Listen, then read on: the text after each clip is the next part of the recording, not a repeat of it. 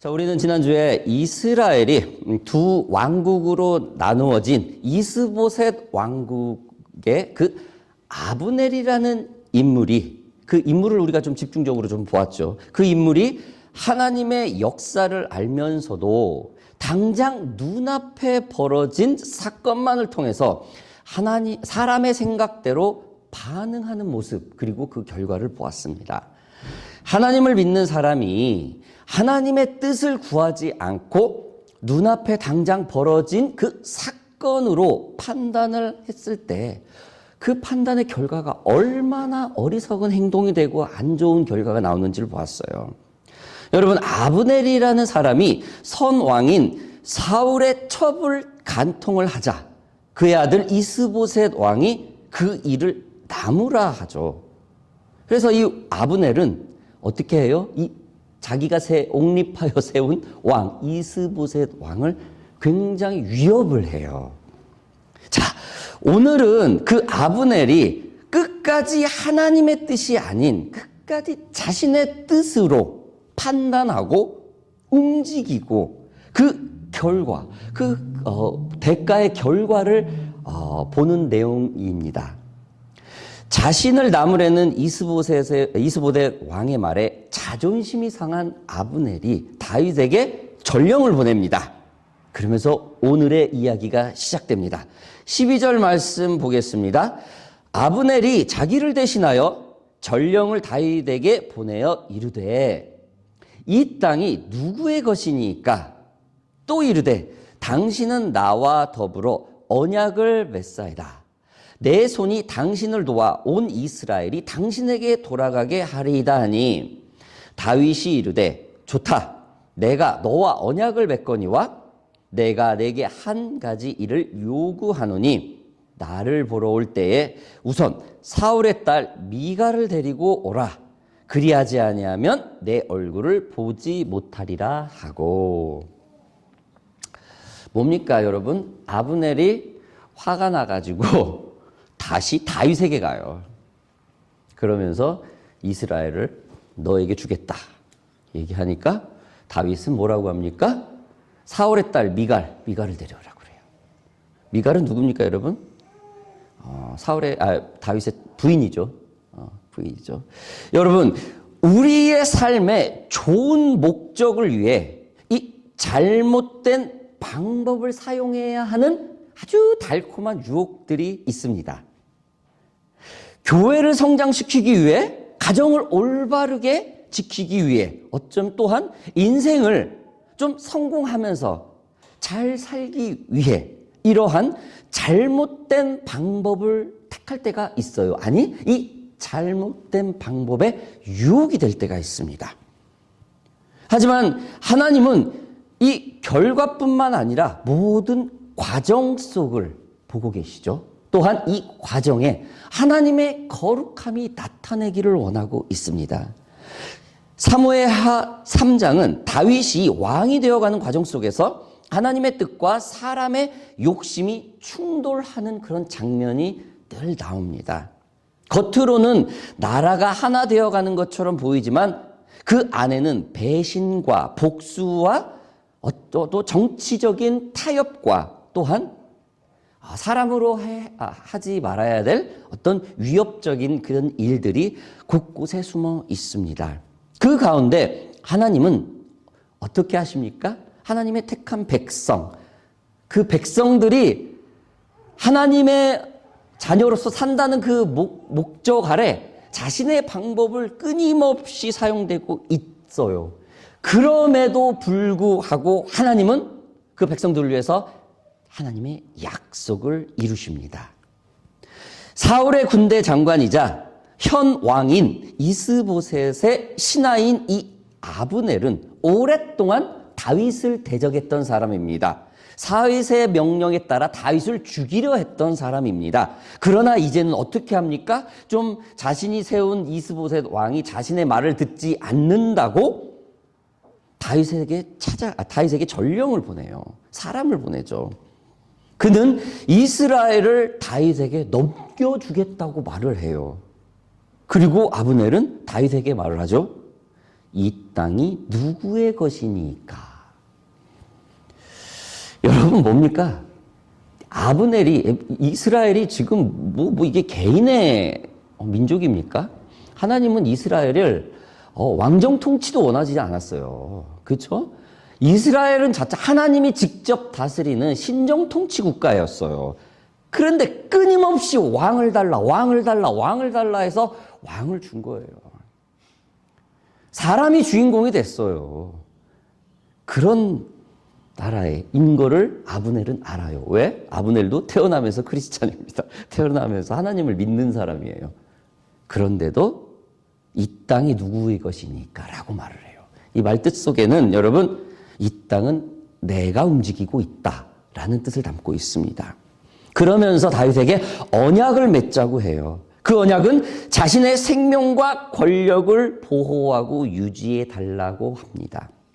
무엇보다도 아브넬은 이 땅이 주인이 이 땅이 누구 것이냐는 말을 하면서 자신이 지금 이스라엘을 움직이고 있다는 걸 과시를 합니다. 이스라엘의 막강한 권력을 가지고 있다라고 지금 다윗에게 얘기를 하고 있죠. 여러분, 이것은 협상이 아니라 통보예요. 통보예요. 서로 얘기를 잘해서 좋은 결과를 맺자는 얘기가 아니고 일방적인 통보입니다. 여러분, 우리들의 삶 속에서 참 통보라는 말 참 많이 할 수가 있죠. 우리 아내에게, 남편에게, 부모에게, 자녀에게, 그죠? 잘 상의를 하려고 설득하는 게 아니라 나 이거 해야 돼, 끝. 그죠? 이런 막 이건 통보예요. 같은 목적을 가지고 있더라도 말을 어떻게 접근하느냐가 우리들에게 굉장히 선한 모습이 나타날 수가 있죠. 여러분, 사람은 아다르고 어다르고라는 말이 있어요. 같은 말을 하더라도 상대의 마음을 편하게 할 수 있고 같은 말을 하더라도 아주 불편하게 할 수 있는 게 이 사람의 말입니다. 지난주에도 우리가 배웠듯이 아브넬은 권력이 자신의 손에 있듯이 아주 교만한 상태입니다. 말로는 다윗은 하나님이 세운 왕이라고 하면서 실질적으로는 자신이 왕을 세울 수 있는 권력자라고 만민에게 알리고 있는 사람입니다. 여러분, 이스라엘은 하나님의 말씀을 듣고 움직이는 나라입니다. 선지자나 제사장, 왕을 통해서 하나님의 음성을 듣고 움직이는 나라예요. 그러나 한 나라의 일개 군대 장관, 한 나라의 군인이 전체를 지금 주물럭펴락하고 있어요. 그 뜻이 바로 이 땅이 누구의 것이니까에 다 함축되어 있습니다. 그러면서 지금 다윗에게 전령을 보내서 자신의 뜻을 전하고 있죠. 여러분, 이 말을 들었을 때 다윗의 심정은 어땠을까요? 다윗은 하나님 앞에 중심이 가 있죠. 이때까지만 해도요. 중심이 가 있었어요. 15년 정도의 아주 사울의 15년 정도를 생명의 위협을 받으면서 살고 이제 왕에 등극을 해요. 그것도 11개 족속 빼고 1개 족속, 유다 족속에서만 왕에 등극한 사람이에요. 그래도 눈 하나 까딱까딱하지 않아요. 주위 사람 눈치 보지 않아요. 하나님이 세우셨으니까. 하나님 앞에 중심이 가 있던 이 다윗이 아브넬의 이런 전령을 받았을 때 어떠한 심정이었을까요? 여러분, 다윗은 하나님께 집중되어 있던 사람입니다. 어쩌면 아브넬의 메시지는 자신을 조롱하는 말로 들릴 수가 있었어요. 누구에게요? 다윗에게는요. 다윗은 아브넬이 자신을 이스보셋처럼 자신을 왕으로 세우고 나라를 아브넬 자신 마음대로 움직이려고 하는 것을 분명히 알고 있었습니다. 어쩌면 이거는 자존심이 상했을 수도 있어요. 자기를 죽이려 했던 사울을 함부로 대하지 않았던 이유도 하나님이 그를 왕으로 세웠으니까 아무리 내가 사무엘을 통해서 왕의 기름을 받았다 그래도 그 증거로 그 해 기름 받자마자 다윗 골리앗을 물리치는 엄청난 이슈를 만들었음에도 불구하고 그 사람은 하나님이 세운 왕 사울을 함부로 하지 않았어요. 이렇게 고든 사람 앞에 배신자 아브넬이 사람을 보냈어요. 어떤 심정이었을까요? 우리도 그러잖아요. 믿음이 깊어질수록 하나님의 말씀을 깊이 할수록 공의와 멀어지는 하나님의 방법과 멀어지는 사람들을 우리가 많이 봐요. 그렇죠? 그랬을 때 그건 아니다. 이게 막 나와요. 왜? 우리 중심이 정확해지니까. 점점 더 정확해지니까. 그렇죠? 그거 아닌데요. 크리스찬으로 그렇게 살면 안 돼. 이게 자꾸 나와요. 크리스찬은 왜 와일드한 우리 분들 많잖아요. 교회 막 중직인데 막 일을 비즈니스 하면서 직장 다니면서 와일드한 분들 많아요. 그러면서 저건 아니다 이렇게 얘기할 수가 있어요. 마음으로든 입술로든 정죄 아닌 정죄를 할 수 있는 그런 마음들이 있어요. 우리가 하나님 말씀에 집중할 때마다요. 그러나 다윗은 어떻게 합니까? 그렇게 하지 않습니다. 함부로 하지 않아요. 함부로 행동하지 않습니다. 다윗 또한 아브넬처럼 협상 카드를 내밀어요. 자신의 첫 번째 아내이자 사울의 딸 미갈을 돌려보내라고 합니다. 참고로 미갈은 사울의 둘째 딸입니다. 다윗의 첫째 부인이에요. 다윗이 사울에게 받은 결혼 상급이자 약속을 지켜낸 증표 중의 여인이 바로 미갈입니다. 그녀는 다윗을 사랑하여 사울의 손에서 도망칠 수 있도록 도와준 인물이기도 합니다. 다윗이 사울을 피해 도망자가 되었을 때 사울은 다윗에게 미갈을 뺏어가요. 좀 사울이 제정신이 아닐 때, 질투에 막 이렇게 뭐가 있을 때 내가 줬으니까 다시 뺏어가요. 자기 딸을 다윗으로부터. 그러면서 그녀를 발디엘이라는 사람에게 다시 시집을 보내버립니다. 참 현대 가지고 있는 우리 심정을 좀 이해를 못하는 좀 그런 적이죠. 근데 지금 저번 주에도 얘기했지만 당시의 아내의 그런 개념은 좀 어떤 부의 상징이고 굉장히 이렇게 권력의 상징으로 이렇게 생각을 했어요. 현재를 살아가는 오늘로서 좀 이해를 못하지만 아무튼 그 당시로는 그 문화가 그랬다라는 겁니다. 아무튼 그때는 다윗은 도망 중이었고 사울은 다윗을 사위로 인정하지 않으려 했어요. 정치적인 이유로 미갈을 다른 남자에 재혼을 시켜버립니다. 이렇게 사울이 질서가 없는 사람입니다. 그냥 뒤죽박죽. 아무튼 다윗은 지금 아브넬의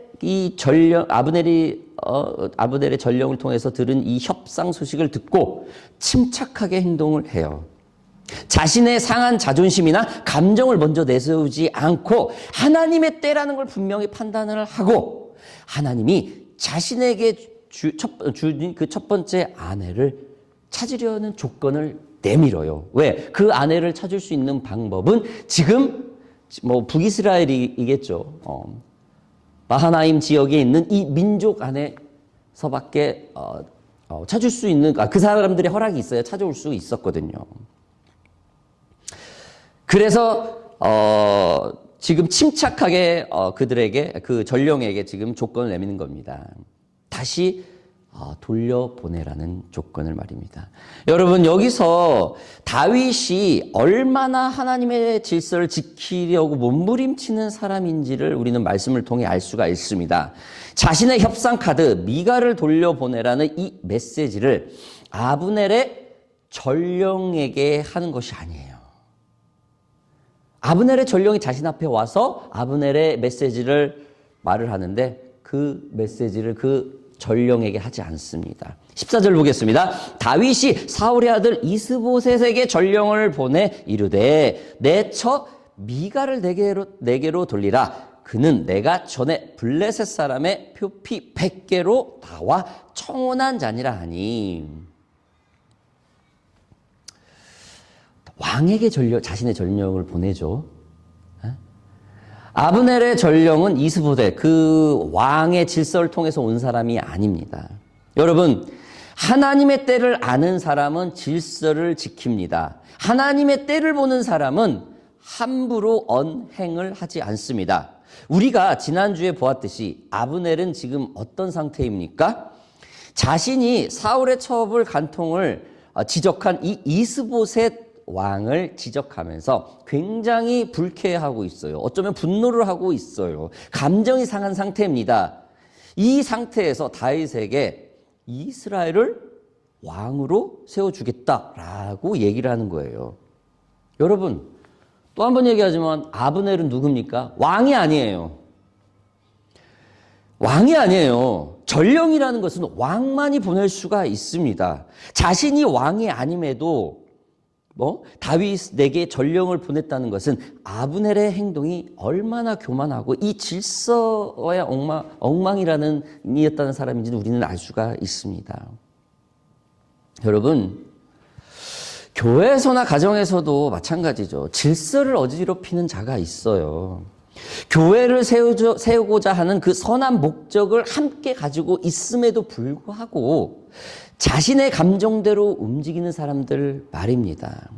이것은 하나님의 질서를 함부로 하는 행위라고 볼 수 있겠죠. 가정에서도 마찬가지겠죠. 아내와 남편, 자녀와 부모의 말을 존중하지 못하고 독단적으로 결론을 내리고 행동에 옮기는 사람이 있어요. 남편은 이렇게 나가서 이렇게 어떤 사람을 상의도 않고 덜컥 이렇게 하는 사람이 있고, 자녀도 그런 거 있잖아. 대학교 어디 있을 때 한마디 상의도 없이 자기 맘대로 이렇게 쓰고 하여튼 그런 질서를 어지럽히는 그런 게 있어요.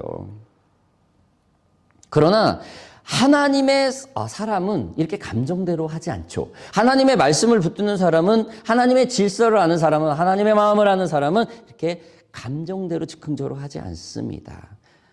그 질서를 몰라서 했다면은 한두 번은 실수예요. 여러분, 실수는 애교로 봐줄 수 있습니다. 그렇죠? 한두 번의 잘못을 얼마든지 애교로 봐줄 수 있어요. 용서해 줄 수 있어요. 몰랐으니까.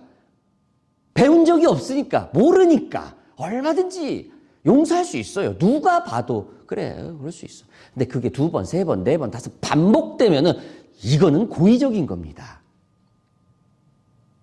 그렇다고 해서 우리 크리스찬들은 반복되는 잘못된 사람을 함부로 정죄해서는 안 되죠. 그러나 어떤 조직에서 룰을 가지고 우리는 분명히 지키는 그 룰에 의해서는 권면을 할 수는 있어요. 특히 사회 조직에서는 얼마든지 그렇게 할 수가 있죠. 근데 이제 교회에서는 굉장히 조심해야겠죠. 그죠? 아무리 옳은 말을 해도 그 영혼이 실족하는 것보다 나으니까 잘해야 되죠. 그죠? 우리가 복음을 붙든 이유가 뭡니까? 영혼을 살리기 위한 목적 아닙니까? 영혼. 안 그렇습니까, 여러분? 아무튼 여러분, 우리 주변에는 어쩌면 우리 자신도 아브넬과 같이 질서를 어지럽힐 수 있다라는 겁니다.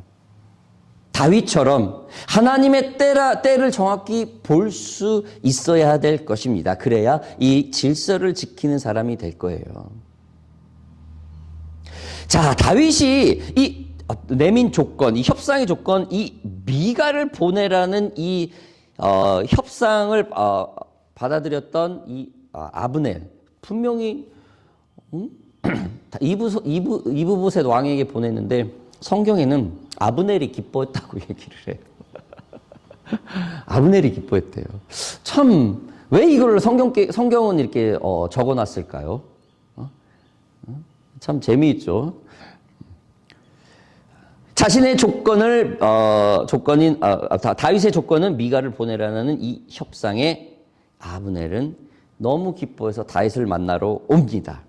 아브넬은 다윗이 이스라엘 왕으로 세우겠다고 얘기를 하고, 그리고 만민에게 선포를 합니다. 아주 행복하게 하면서 자기 마하나임 땅으로 돌아가죠. 우리 오늘 말씀 후반부를 좀 보겠습니다.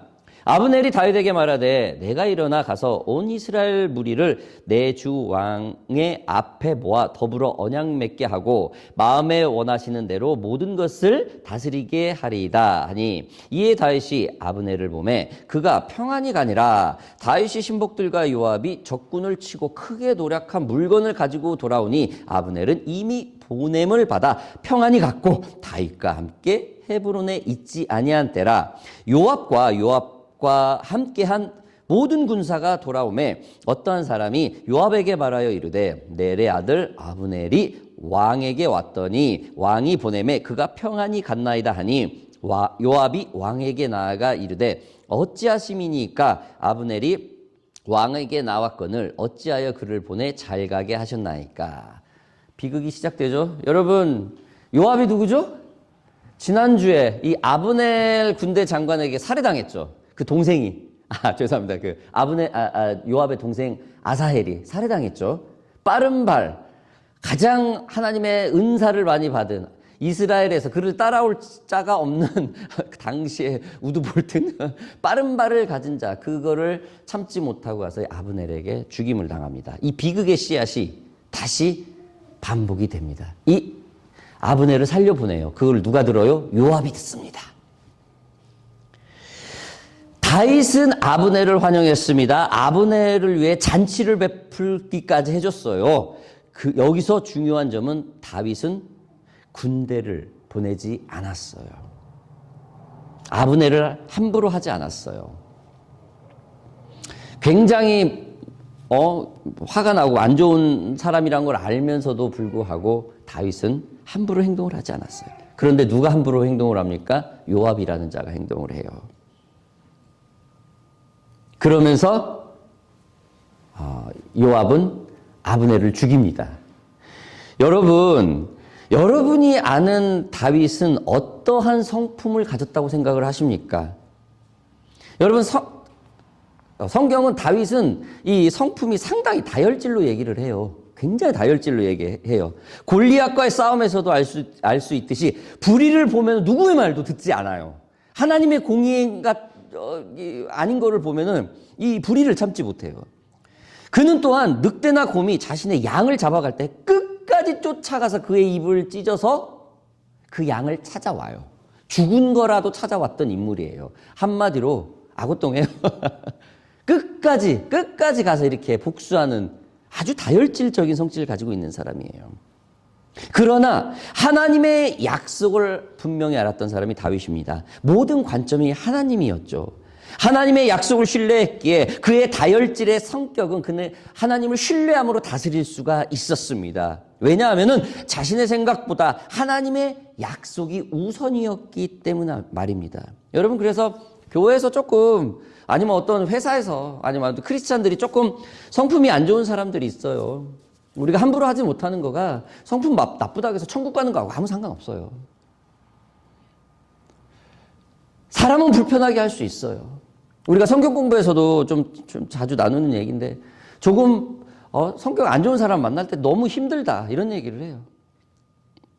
그럴 때 우리가 좋은 결과로 나오죠. 우리가 하나님의 말씀을 공부하는 이유가 뭐냐? 기도하는 이유가 뭐냐? 우리가 하나님의 말씀을 배우고 성숙해진다는 것은 조금 완충작용, 샌드백을 가지고 있지 않냐.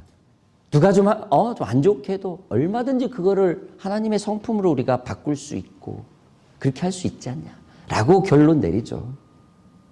성숙한 사람의 모습이 이런 모습 아니겠습니까?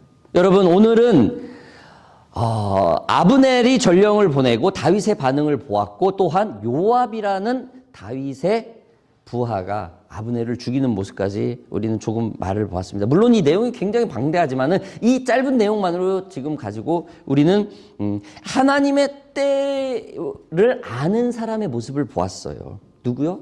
다윗의 모습 말입니다. 우리는 하나님을 믿는 사람입니다. 여러분들은 성품이 참으로 좋은 분들이에요. 제가 이 교회 담임 목사라서 얘기하는 게 아니라 제가 객관적으로 이렇게 봐도 굉장히 사회생활을 이렇게 불화여부 없이, 트러블 없이 굉장히 유화하게 하시는 편이에요. 여러분들이. 하나님의 때와 하나님의 말씀을 좀 더 붙드는 사람들, 그래야 우리 자신이 좀 더 견딜 수 있습니다. 사랑하는 오션파크 교회 성도 여러분들, 오늘 말씀 이외에 아브넬은 다윗의 군대인 요압에게 죽습니다. 자기가 죽였던 자의 형에 의해 손에 죽습니다. 교만한 자의 최후겠죠. 여러분, 오늘날의 모습이 이와 같을지 않을까요? 하나님의 말씀을 알면서도 함부로 행동하는 사람들, 그렇죠? 그 사람들의 행동이 문제가 아니라 그 사람들을 보면서, 그런 사람들을 접하면서 우리가 어떻게 반응을 해야 되는가? 다윗처럼이겠죠. 하나님의 때와 약속을 기억하는 사람들처럼 말입니다. 사랑하는 오션파크 교회 성도 여러분들, 오늘 이 두 가지만 좀 기억합시다. 우리 좀 말씀을 오늘 좀 이거 하나만 우리 같이 좀 선포하고 오늘 말씀 마무리 짓겠습니다. 우리 같이 한번 읽어볼까요? 시작. 우리는 하나님의 때를 기억하는 사람, 우리는 하나님의 약속을 기억하는 사람. 아멘입니까? 아멘. 우리 함께 기도하겠습니다. 아버지 하나님 감사합니다.